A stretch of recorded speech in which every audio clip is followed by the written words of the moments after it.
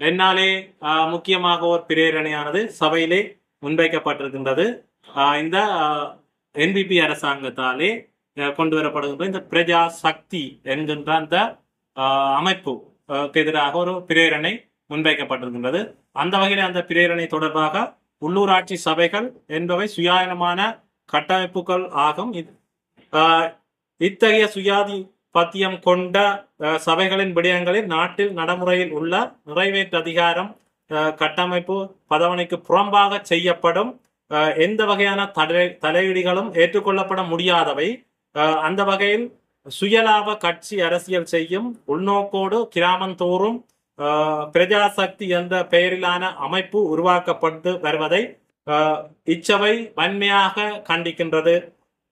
பருத்தித்துறை பிரதேச சபையின் நிதி மற்றும் நிறைவேற்று நிர்வாக கட்டமைப்பு விடயங்களில் தலையீடு செய்யும் விதமாக பிரஜாசக்தி என்ற அமைப்பின் மூலம் செய்யப்படும் எந்த விதமான சிபார்சுகளையும் முன்மொழிவுகளையும் மற்றும் ஆலோசனைகள் என்பவற்றை நிராகரிப்பது என்று இந்த சபை தீர்மானம் நிறைவேற்ற வேண்டும் என்று சொல்லி இதனை பிரேரணையாக முன்வைக்கப்பட்டிருக்கின்றது. இதன் போது இந்த சபையிலே பல்வேறுபட்ட ஆமலை தும்மலிகள் பொதுவாக சொல்ல போனால் இந்த பிரேரணையை நான் முன்வைக்கும் போது என்பிபியை சேர்ந்த எங்களுடைய சபையினுடைய உறுப்பினர்கள் எழும்பி இதற்கு எதிராக பல்வேறுபட்ட கருத்துக்களை முன்வைத்திருந்தார்கள்.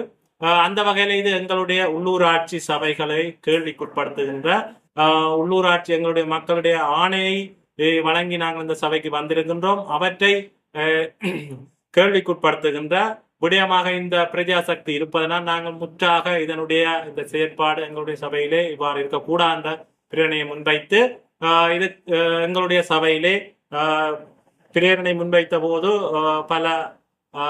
பல்வேறுபட்ட கருத்துக்கள் வந்த பொழுதும் இதனை வாக்கெடுப்புக்கு விட வேண்டும் என்று என்பிபியினரால் அந்த கட்சி உறுப்பினர்களால் கூறப்பட்டிருந்தது.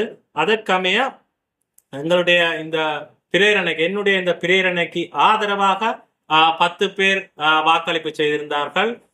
அதிலே மிகுதி 5 பேர் தாங்கள் இந்த வாக்களிப்பில் பங்கு பெற்றுவதில்லை என்று, அதாவது 5 உறுப்பினர்களில் ஜனநாயக தமிழ் தேசிய கூட்டணி சங்க கட்சியைச் சேர்ந்த 3 உறுப்பினர்களும் சுயேட்சை குழுவை சேர்ந்த 2 உறுப்பினர்களும் தாங்கள் இந்த பிரேரணைக்கருமான இந்த வாக்களிப்பில் பங்கு பெற்றவில்லை என தெரிவித்திருந்தனர்.